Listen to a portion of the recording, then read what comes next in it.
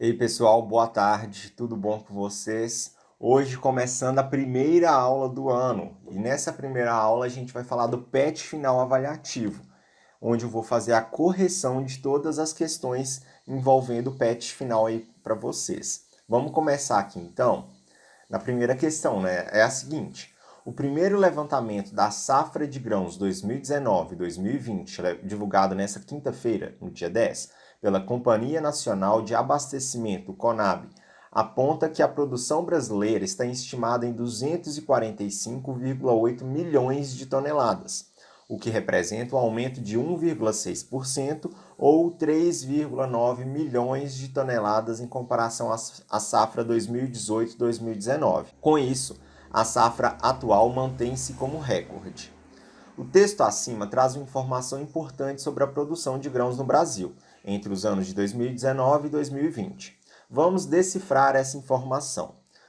Você sabe quanto vale em quilogramas uma tonelada? Represente-a numericamente. Então, e aí? Você sabe em quanto que equivale, então, uma tonelada? Uma tonelada a gente pode representar aqui, olha, como um T ou ainda um tom, né, de tonelada. Uma tonelada, ele equivale, né, já que a gente, para fazer essa comparação aqui em quilos, então, uma tonelada equivale a 1.000 quilos ou 1.000 quilogramas. Pronto, representamos ela numericamente. Você sabe reescrever 245,8 milhões como um número inteiro? Reescreva-o. Então, aqui, como que a gente vai colocar esse valor aqui? Olha, de 245,8 milhões. Esse valor 245 aqui não é o valor realmente inteiro. A parte decimal aqui é o 8, né? Então, esse valor de 245, ele é o equivalente aos milhões que nós temos aqui. O milhão, só para fazer um breve parênteses aqui, olha, 1 milhão não é o 1 seguido de 6 zeros? Então, nós temos o 1 mais 6 zeros, isso aqui é 1 milhão. Para eu escrever, então, 245 milhões, eu vou ter que colocar o quê? Eu vou ter que colocar um total de 6 zeros aqui também. Beleza? Porém, não tem esse 8, que é o número decimal, então a gente vai apagar esse valor aqui, olha, próximo do 5, porque o 8 não está próximo do 5 ali. E aqui nesse espaço, então, eu vou colocar o 8. Ou seja, o valor 245,8 milhões, ele pode ser escrito como 245 milhões e 800 mil. Então, esse daqui é o número inteiro que representa aquele valor ali. Agora, junte os dois números obtidos nos dois itens anteriores, multiplicando-os. Qual foi o número que você obteve? Escreva-o. Então, o que nós temos aqui, eu vou escrever o primeiro, né? Vou pegar o número maior primeiro, que é o 245 milhões e 800 mil, e eu vou multiplicar esse número por 1.000. Fazendo essa multiplicação por 1.000 aqui, a gente vai chegar em qual resultado? Olha, nós estamos multiplicando por 1.000, como 1.000, né, é o número 1 seguido de 3 zeros, a gente vai acrescentar então 3 zeros nesse número anterior aí, que é o 245 milhões e 800 mil. Então eu vou escrever de novo, vou até colocar com cor diferente, ó, 245, vou colocar o 800 e vou colocar aqui 3 zeros. Isso aqui é um número só, tá, gente? Só estou colocando esses espaçamentos aqui entre os números só para realmente ficar mais fácil de visualizar depois a ordem de grandeza dele. E nesse caso aqui, como eu multipliquei o valor de 245 milhões e 800 mil por 1.000, então eu tenho que acrescentar mais 3 zeros aqui, o que fica então que esse número, na verdade, ele vira o valor de 245 bilhões e 800 milhões. Então, esse vai ser o meu valor aqui. E ainda nós temos o seguinte: represente este número utilizando notação científica. Para eu escrever um número em forma de notação científica, esse número, né, o primeiro valor que eu tenho que colocar aqui, ele tem que ser um número entre 1 e 10.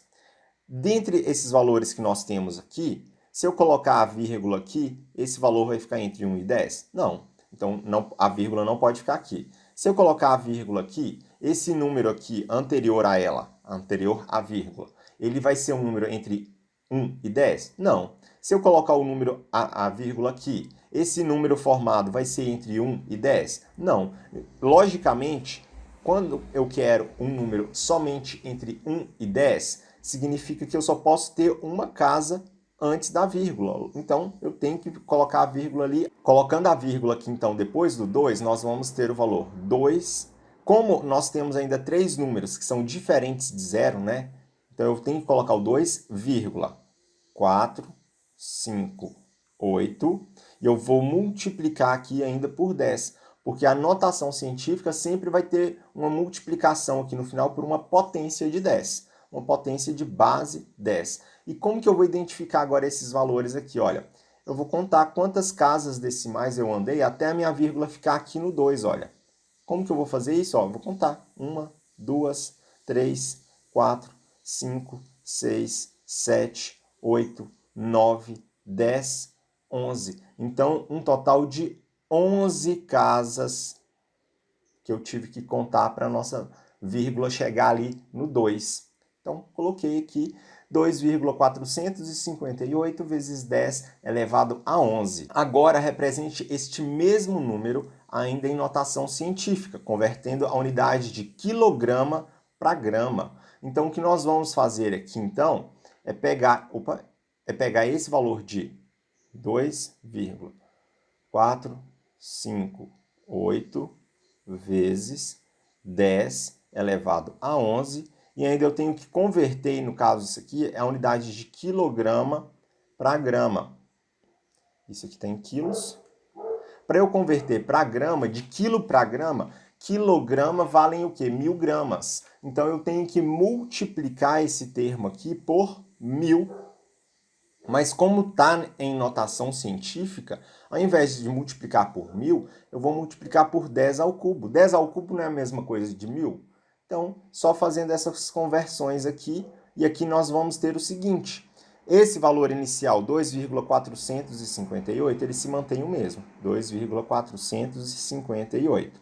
O que muda aqui agora é o seguinte, essas multiplicações dessas duas potências, 10 elevado a 11 e 10 elevado a 3. O que nós vamos fazer aqui é conservar as bases. Quando nós temos potências iguais em uma multiplicação, nós conservamos as bases e somamos os nossos expoentes. 11 mais 3 dá 14.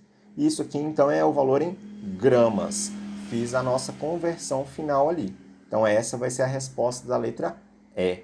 Então, a nossa questão 1 ela foi uma questão mais assim envolvendo essa noção mesmo básica de notação científica. Bem tranquilinha, eu acredito, né? Se persistiu a dúvida, se não entendeu, já sabem, né? Me manda mensagem lá no WhatsApp para vocês tirarem a dúvida de vocês. Na questão 2. A questão 2 é a seguinte. Uma residência possui uma caixa d'água com capacidade para 500 litros, que no início do dia estava cheia. Por um descuido, um dos moradores deixou uma torneira aberta antes de sair de casa. Sabe-se, aqui tá sabese, mas é sabe-se, tá, gente? Eu esqueci do hífen aqui, olha, sabe-se, tem um hífen antes aqui, sabe, hífen, SE. Que essa torneira permaneceu aberta durante todo o dia, pois quem a deixou aberta foi o último morador ao sair de casa aqui. Por 9 horas aberta, escoaram por essa torneira 300 litros de água e que o registro de abastecimento da caixa estava fechado. De acordo com a descrição dessa situação pelo gráfico, qual é a lei de formação da função que melhor representa o volume V de água nessa caixa em função do tempo X? Como que a gente vai fazer isso aí então? Olha, nós temos esse gráfico aqui já, que a caixa cheia, né? Caixa cheia, ela tem um volume, né, de 500 litros de água, ou seja, né, com todo mundo com as torneiras fechadas, a capacidade dessa caixa aí é de 500 litros de água. Como isso está num gráfico, vamos colocar isso em forma de pontos cartesianos.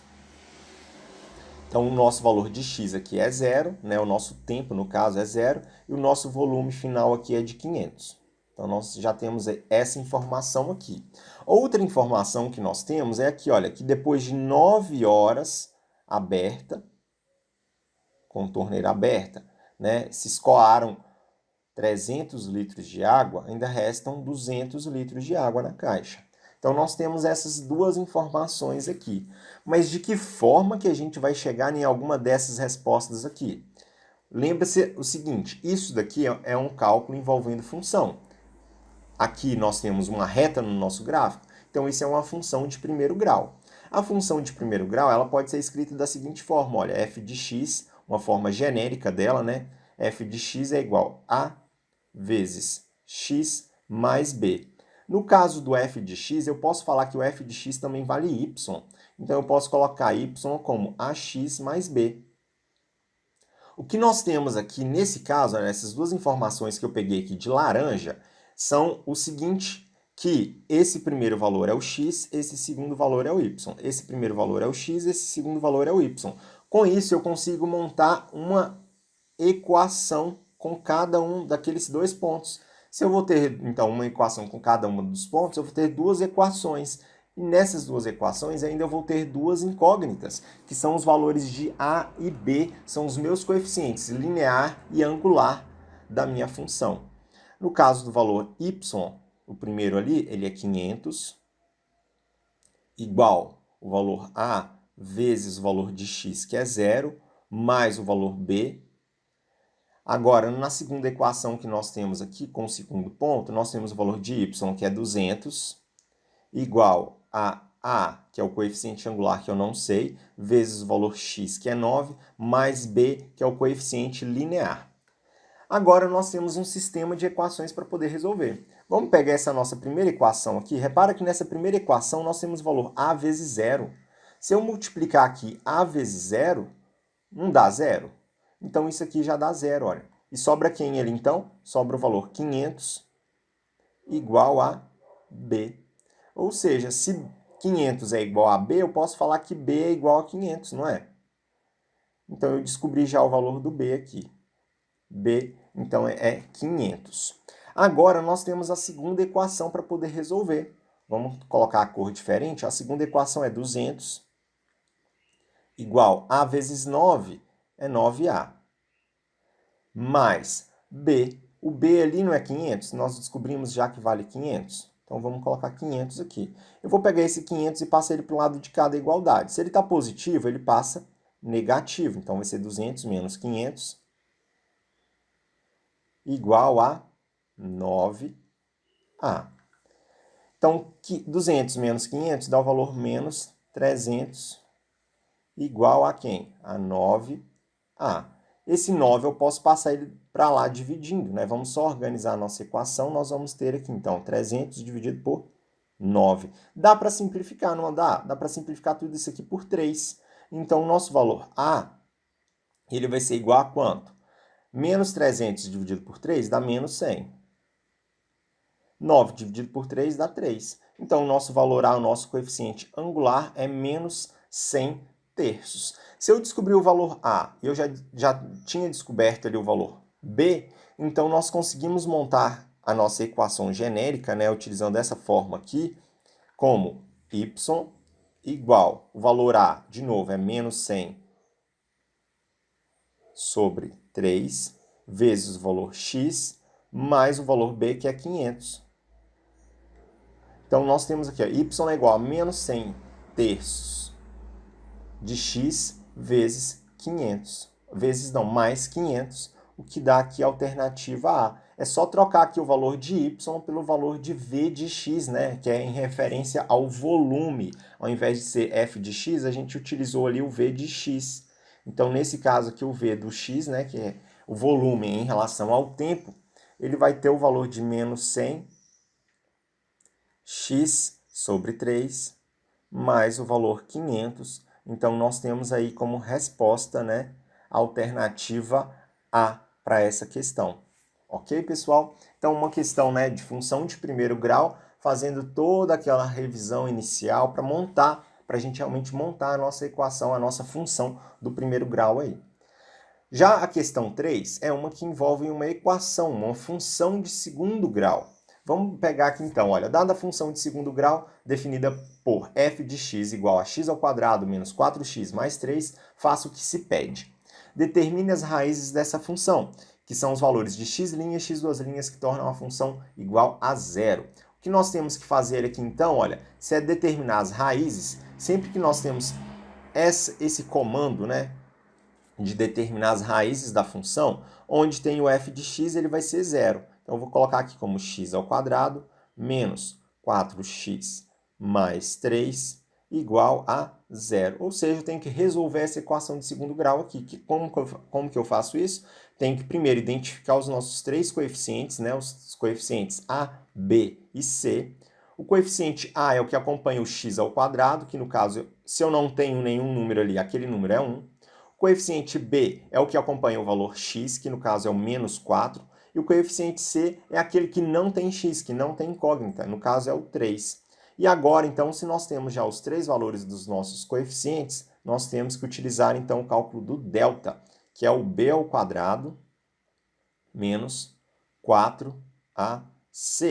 Então, vamos lá, vamos continuar aqui do lado de cá. O delta, então, aqui vai ser em quem? Vai ser menos 4 ao quadrado menos 4 vezes o valor de a vezes o valor de c.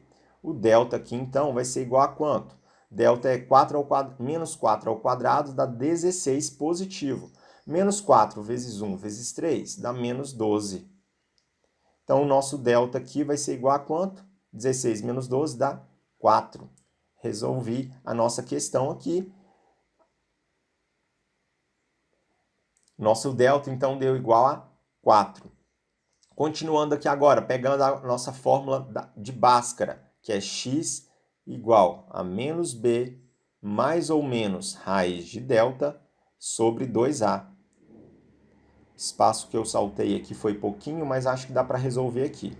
Então vamos lá, olha, x é igual a menos o valor de b, então é menos o valor do b, que é menos 4. Quando a gente tem dois sinais de negativos, a gente tem que usar o sinal de parênteses, né? Então, nós temos aqui o delta também deu 4, dividido por 2 vezes o valor de a, que é 1.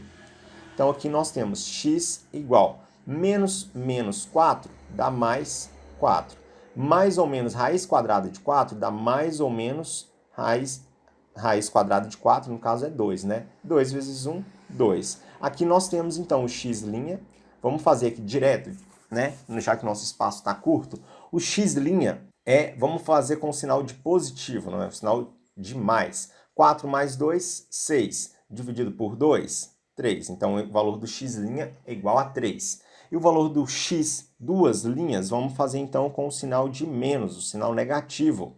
4 menos 2, 2. Dividido por 2 dá 1. Então, nós temos essas duas respostas aqui, como x' e x duas linhas, para essa questão A. Então, né, as nossas raízes da função são os valores 1 e 3, ou 3 e 1, a ordem aqui não vai interferir. Era só para fazer isso na letra A. A letra B, ele pede, né, as coordenadas de x do vértice e y do vértice em relação à parábola, que representa o gráfico dessa função. Para isso, eu até deixei já escrito aqui os valores de x do vértice e y do vértice, ou seja, as fórmulas que a gente vai utilizar para poder calcular esses valores aí.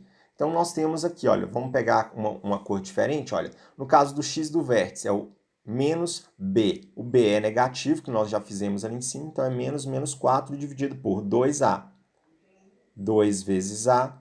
Então, nós temos aqui, 2 vezes 1. Então, nós temos menos 4 dá 4 positivo. 2 vezes 1 dá 2. 4 dividido por 2 dá 2. E nós temos agora o y do vértice, que no caso do y do vértice vai ser menos o valor do delta, que é 4, dividido por 4 vezes o valor do a, que é 1. Menos 4, então, 4 vezes 1 dá 4, menos 4 dividido por 4 dá menos 1. Ou seja, o nosso valor do vértice vai ter as seguintes coordenadas. O x do vértice é 2, o y do vértice é menos 1. Então, nós temos aqui já o nosso ponto do vértice. O vértice é identificado para mostrar, né, o ponto máximo da parábola, ou seja, o ponto mais alto dela, ou o ponto mais baixo dessa parábola, né, o ponto mínimo dela. E vamos continuar aqui então, olha, identifique e determine o ponto de interseção entre o gráfico de f e o eixo. O que nós temos que fazer aqui agora é quando o nosso x for 0. Onde que o nosso gráfico vai tocar o eixo y? Quando o nosso y é 0, nós já sabemos que nós temos duas respostas aqui, olha, que o O gráfico ele pode tocar os valores 3 e 1, sendo os valores de x. Mas e agora quando o nosso x é zero? Vamos pegar a nossa função ali em cima, olha. X ao quadrado menos 4x mais 3. Então, nós temos x ao quadrado menos 4x mais 3.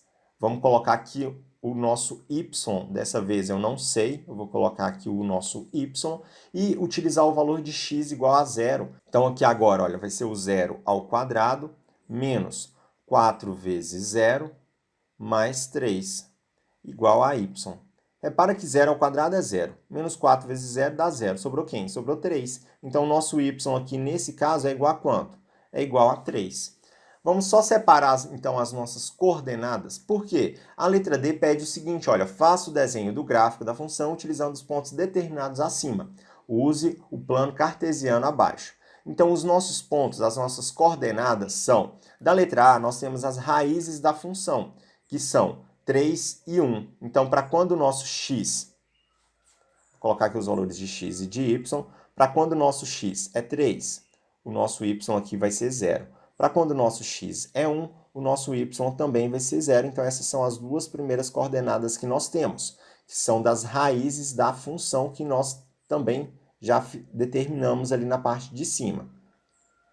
Já na letra B, nós calculamos o vértice dessa parábola. O vértice foram os valores 2 para x e menos 1 para y. Então, nós já temos aqui também o nosso valor do vértice. Na letra C, nós calculamos, então, para quando x é igual a zero. Ou seja, para quando x é igual a zero, o y vale 3.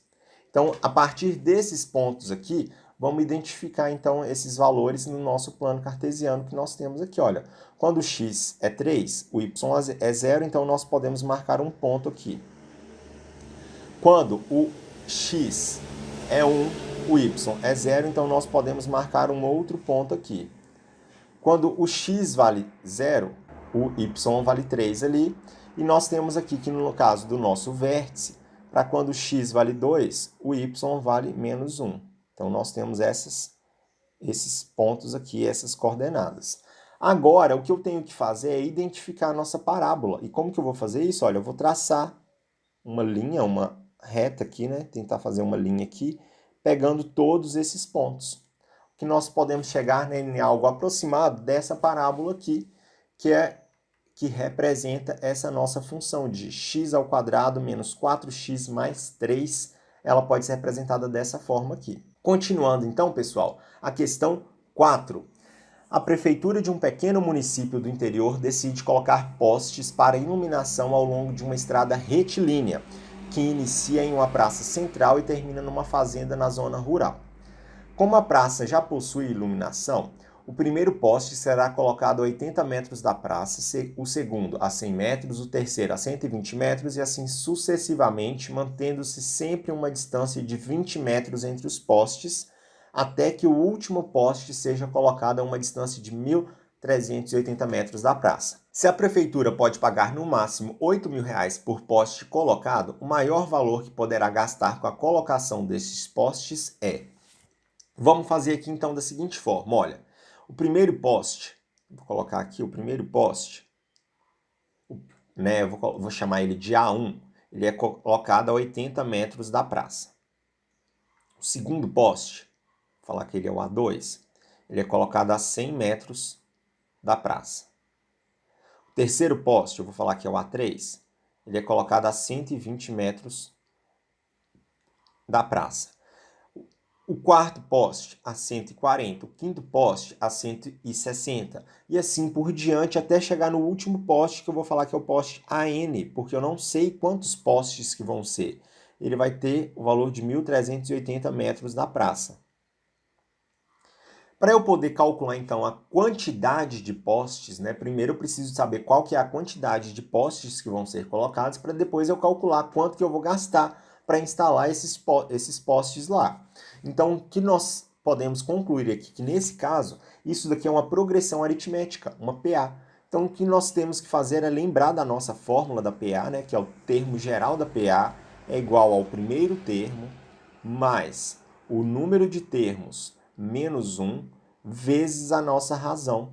Olha, o último termo é 1.380, que nós temos ali. O primeiro termo é 80.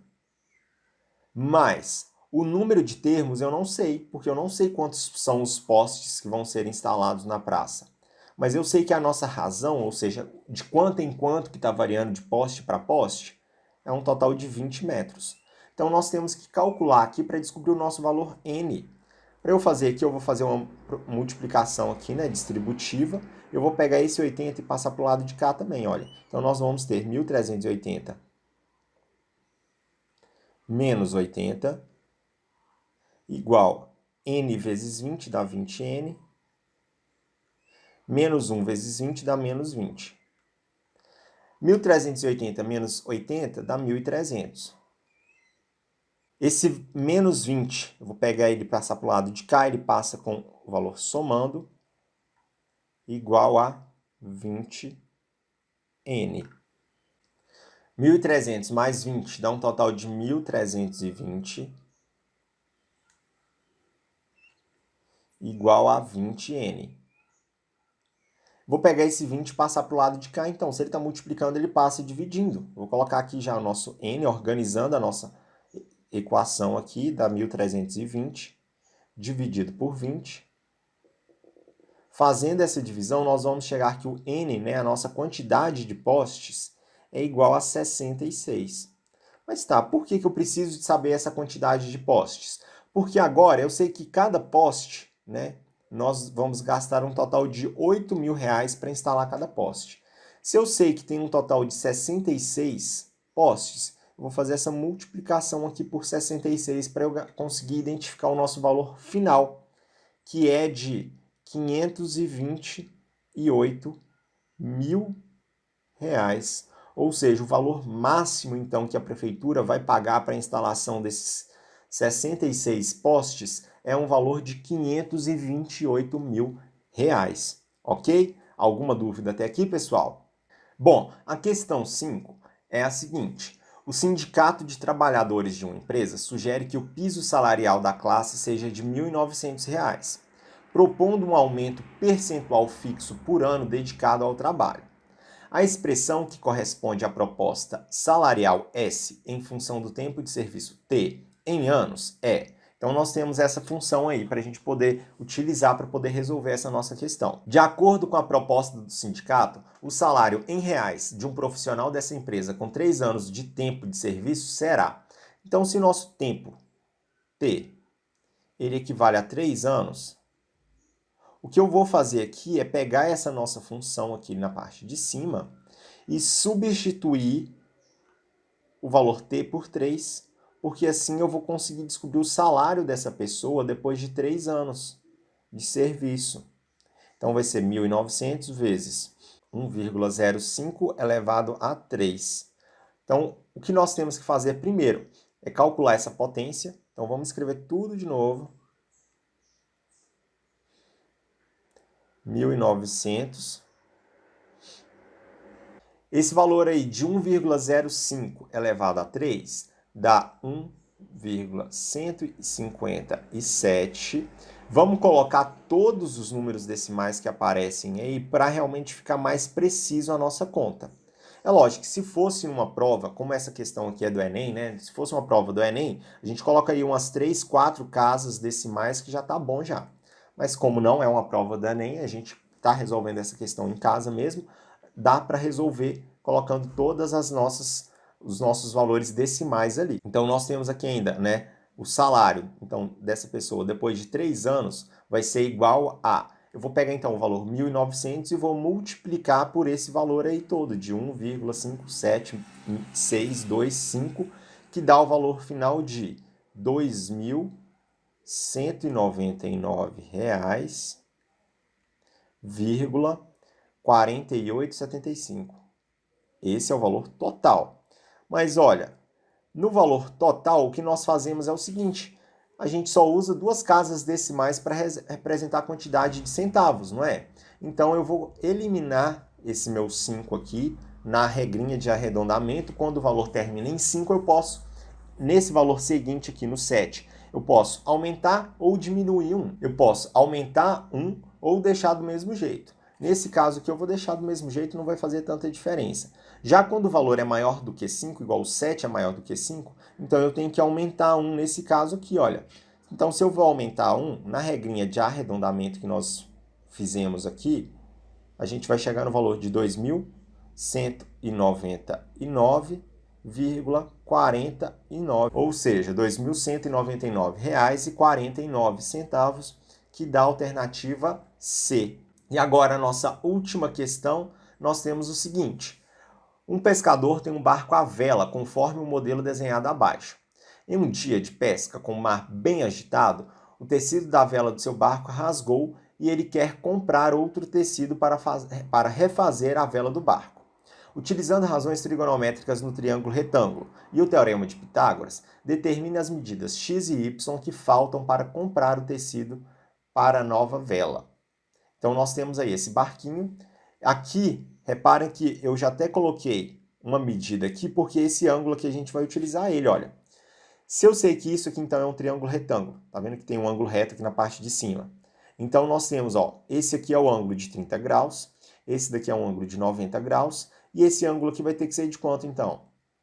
Repara o seguinte, que a soma dos ângulos internos de um triângulo é sempre 180. Se eu sei que esse daqui é 90, aquele ali é 30, 30 mais 90 é 120. 120 mais 60 dá 180 graus. Então, esse ângulo ali no cantinho, ele é de 60 graus. Com isso, a gente consegue resolver essa questão sem utilizar o teorema de Pitágoras. Eu posso utilizar o teorema de Pitágoras para poder resolver? Posso. Eu posso não utilizar o teorema de Pitágoras para resolver? Posso também. Como eu tenho que descobrir os valores de x e de y, eu vou aplicar a seguinte noção, aplicando, né, as razões trigonométricas. Vamos pegar esse triângulo aqui primeiro, para descobrir o valor de x. Nesse caso aqui. Nesse caso, nós temos, olha, o ângulo oposto, nós temos o cateto adjacente e nós temos o cateto oposto ao valor que eu estou querendo, né? O ângulo oposto e o cateto oposto nós já temos ali. Então, isso aqui significa que nós vamos utilizar a tangente, o cálculo de tangente para a gente poder resolver isso aqui. Como que eu vou fazer isso? Olha, o cálculo da tangente é o cateto oposto sobre o nosso cateto adjacente. Então, ó, cateto oposto sobre cateto adjacente. Agora, a tangente de 30 graus é raiz de 3 sobre 3. Eu vou deixar aqui também um card para vocês. Para identificar, né, como que a gente vai identificar quanto vale a tangente de 30 graus ou o cosseno de 60 graus e por aí vai. Aqui eu vou deixar para vocês aqui também. No caso, meu cateto oposto é o valor que eu estou querendo, que é o valor x. E o cateto adjacente é o valor que eu tenho, que é o 7. Para eu descobrir isso aqui, então, eu vou fazer uma multiplicação cruzada. Nesse caso aqui, nós vamos ter o valor x é igual a 7 raiz de 3 dividido por 3. Isso aqui, então, é em metros, né? A nossa medida é em metros. Descobrir aqui quanto vale esse x. Agora, quanto que vale esse y? Como que eu vou descobrir essa medida de y? Para esse caso aqui, olha, vamos pegar esse triângulo aqui, que também é um triângulo retângulo, olha. Se esse lado aqui, ele é um ângulo reto, logicamente, então esse outro lado aqui, ele também tem que ser um ângulo reto. Então, nós temos aqui dois ângulos retos, né? E esse outro triângulo aqui, a gente vai utilizar o seguinte. Nesse triângulo retângulo, nós temos a hipotenusa, que é 6, nós temos o cateto adjacente, que é y, e nós temos esse ângulo de 60 graus. Então, nós temos aqui o cosseno de 60 graus. Por que o cosseno? Olha, nesse caso, o cosseno ele é igual ao cateto adjacente sobre a hipotenusa. E nós temos esses valores mesmo, olha, o cateto adjacente e aqui também nós temos a hipotenusa. No caso, o cosseno de 60 graus é 1/2. O cateto adjacente, ele é o valor y, que é o valor que eu quero descobrir. E a hipotenusa é 6. Fazendo uma multiplicação cruzada aqui, nós vamos chegar no seguinte valor de 2y igual a 6. Então, eu vou pegar aquele 2 e passar dividindo, vai ficar 6 dividido por 2, que dá 3 metros. Descobri, então, aqui a nossa medida do valor y. Então, né, As medidas de x e de y que faltam para comprar o tecido da nova vela são de 3 metros para y e de 7 raiz de 3 sobre 3 metros para x. Pessoal, só uma observação na questão 6. Essa foi uma questão má formulada, então acontece de ter alguns casos aí em que vocês estão chegando a respostas diferentes.